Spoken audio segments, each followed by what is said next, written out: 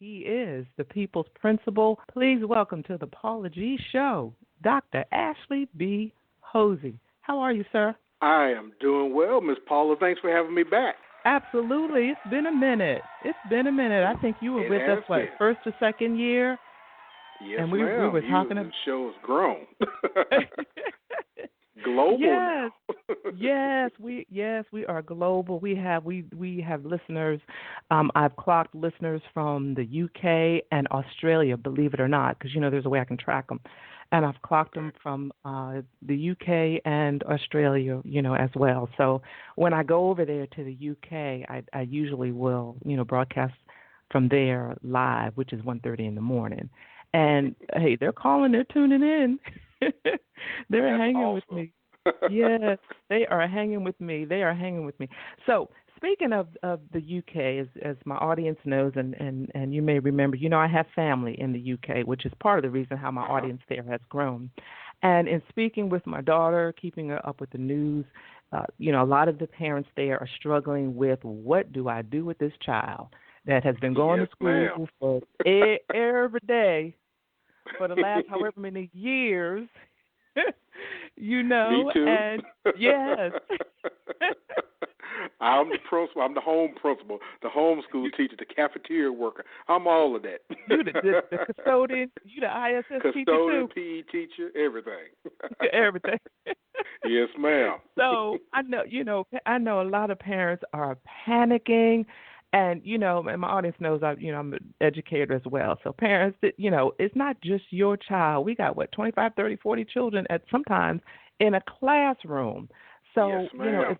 If it's any consolation, parents, just be blessed that you just got, you got your one child, two children. Memes have been hilarious about what we learned in homeschool. Yes, and respect for teachers. So exactly. I think people appreciate what we do a lot more because people forget we are trained to do what we do. Yeah. Like you say, we take your child and everybody's child. So everybody's child. Everybody shows up. Everybody's child. So I was really excited to have this conversation this evening because as I said at the top of the show, each week I aim for worldwide conversation, something that we all can connect to because the listeners, around the world are listening. So share with us first of all, what you have been doing for your students, and then we'll talk a little bit about general what. Well, that's an easy one, Paula. I'm at an elementary school now. I've been in high school, I'm in elementary, and what we're doing now is totally unprecedented. We've never had a shutdown of schools across the United States like this and across the world.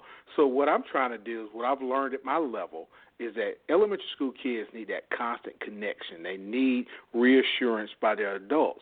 So what I've started doing is that we have our daily news that I'm on every morning at school. So I have taken it upon myself to broadcast those morning announcements from my house in my basement, using the ragtag crew that I have at my house, my son and my daughter. And we broadcast it every morning, try to keep the script as similar as what they do. They do the Pledge of Allegiance, all the things that we do in the morning, and I send it out by 9 o'clock just to connect with the kids. So they still see me. They still know I'm a principal because every day I tell them on the news that if nobody else has told you that they think you're special, they care about you, they love you, just know your principal thinks you're special, I care about you, and Dr. Hosey loves you. So they need to hear that every day because that's part of their consistency. I've also encouraged, like most of the teachers in the United States, of using teleconferencing, video conferencing, so that kids can see their teachers and hear their voice. They need to hear the teacher's voice.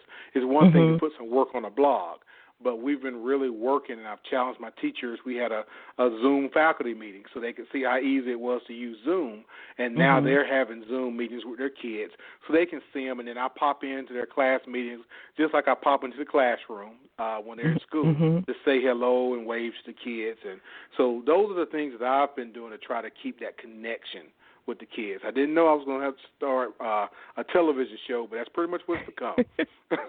Dr. Hosey's Neighborhood. Dr. Hosey, I love it. Dr. Hosey's Neighborhood, and what you just shared, because I'm sure there will be educators that are also listening. You just share some ideas that they can do as well, regardless of where they are. As long as they have access to technology. So that is definitely huge. If you're an having educator anywhere in the world, you should be connected to Twitter. And all you have to do is put in hashtag whatever grade level you work, first grade chat, second grade chat, seventh grade chat, and you will get a plethora of ideas from people who are teaching the same subject as you and what they're doing at their school. Twitter is the best professional development, free professional development for teachers I've ever seen. Because even with leaders, I was on the chat this weekend with some different principals across the nation and the world, just sharing ideas of what we were doing to connect with our kids. So that's a free resource. It goes to your phone. People use Pinterest, but Pinterest is a lot of things, crafts things, but this is conversation with actual teachers doing the work. Excellent. And I know I saw you on, what show? It was one of those morning shows where your clip of your morning announcement. Yeah, Channel 11 in Atlanta, Channel 11 Alive. Yes. Teachers passed it on, and then her daughter works at kind of the news station, and they called me, and we did a little interview, which was pretty cool. It was pretty cool. Yeah. What about, in addition to academics that you shared, what are some ideas for some quality time that parents can do to spend with their youth? And what you just said, Paul, is so important, quality time.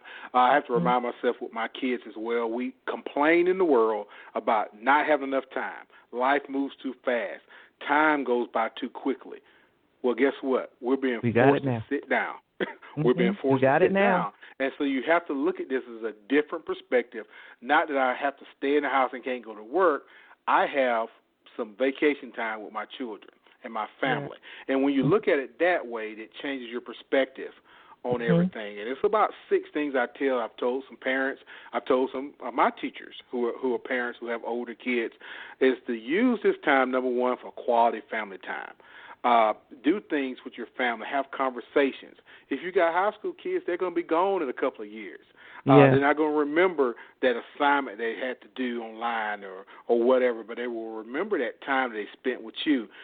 We do family game nights in the Hosey household. We do jigsaw puzzles. We play a mean game of Monopoly. Those things that promote conversations, even with older kids. You say, well, my kids will not want to do a jigsaw puzzle. They want to spend time with you. So whatever you're doing, they're going to do. If it's Uno, if it's Scrabble, just something where you're engaged, that you're having a conversation, fixing a meal together, so they have to help you and talk to you while you fix that meal. The second thing that I tell people is that there's always more things for kids to learn than what's on the teacher's blog. You can teach your kids a lot of things that's not taught in school, and this is the time to do it. We always talk about Black History Month being a short month. Well, guess what? Black History Month just got extended. You can teach all the Black History you want at home. One of the ideas I tell parents is that one thing that you can do with your kids at home that you never think about, that you can teach them that's not on your blog, is to teach them about their family. Do a family tree. Because we're all stuck at home. They can learn about your family tree. They can interview the grandparents. They can talk to the people. As everybody's at home, they can call and interview grandma and grandpa and find out their story growing up. Those are things that kids can do that's going to help them learn about who they are, but they're going to take with them wherever they go. Learn about your culture. If your culture has certain traditions wherever you are in the world, this is time to teach them about why you do this in your culture. Teaching them about your job, what you actually do, and what your dreams actually are. That's another thing that people don't think about as a conversation starter. Don't just look for the blog to teach kids. This is the things you can teach kids that doesn't require you to know that new math, as the parents say. You can teach your kids life skills. This is so important to me.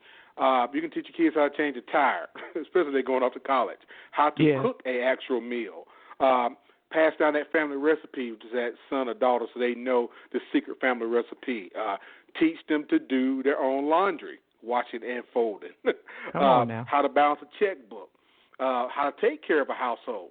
Let them do some housework, give them some chores. Elbow equity is very important for kids. That's a life skill. Elbow equity. Get them the elbow equity, elbow grist. Yes, ma'am. Another thing, the fifth thing I tell parents, you've got to give them a routine. Do not let a child in your home just go to bed when they want to, wake up when they want to. That's not a routine. Give them a time to go to bed, a time to get things done, a time to do this. Give them things to look forward to in their day. This will help that monotony of not seeing their friends and not being out. If you can't do anything else, make them read. Make them read. I don't care if it's a magazine. I don't care if it's a book, a newspaper. Make them read. Reading is the fundamental skill that all kids need to know. And then the last thing I tell them, learn something new. We're in a society now, we're at home, but we got the internet. We can still talk to people across the world. They can get on YouTube. If they can make those TikTok videos, they can get and learn those dances. They can get on YouTube and learn how to knit. My wife taught herself how to knit by YouTube videos. Learn how to build something at the house that y'all do together. It's spring, learn how to garden. That's a skill. Learn how to fix something around the house. YouTube is free. You can learn anything you need to do on YouTube. So those are 6 tips I give parents just to make this time valuable, because it's not about where you're going to get an A or a B in this online course. It's about we have been given a gift of time, and we need to use it for the benefit of our students. It's a gift of time. I love that. Yes, I love that. And that is just, it's so powerful because you're giving tips to parents to help their students, but also to your staff to help their students, their students as well. What are you looking for? Because eventually we will go back to school, whether it's this year or next year, we will go back to school. What do you see moving forward as to the transition going back to the schoolhouse? And that's a hard one because we don't know. This is unprecedented. I've told my staff that if we go back this year, we don't know. I said we need to start thinking about what's important. Because teachers know that I don't care what grade level you are, wherever you are, you know there are some things that you do that's more important than others that kids have to know. What are those things that they have to know for this to end this year? And evaluate them. But if we go back next year, then those kids have just got to be evaluated knowing that there's a gap and just start that year off there.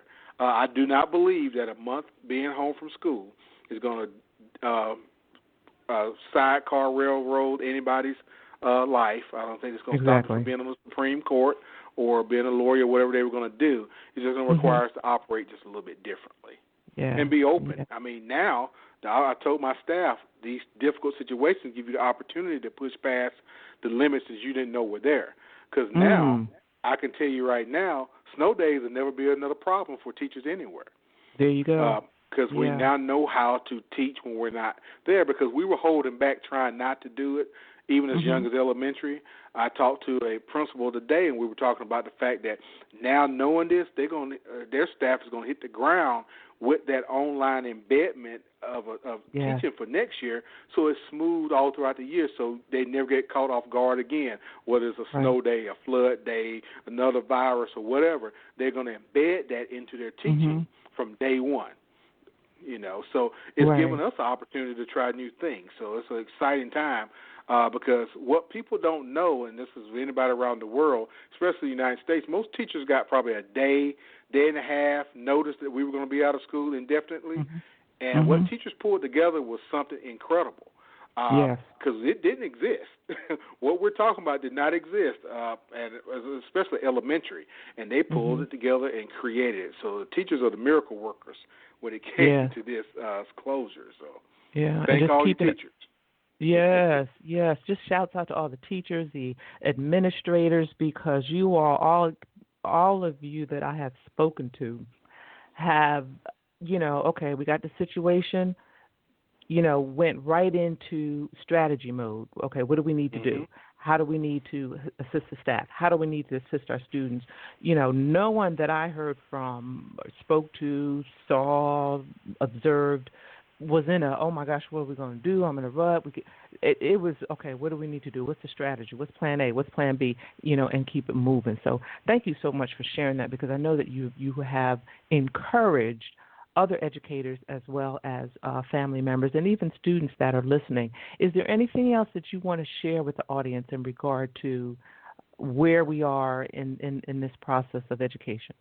Well, education is a verb, and you have to be involved in it for it to happen.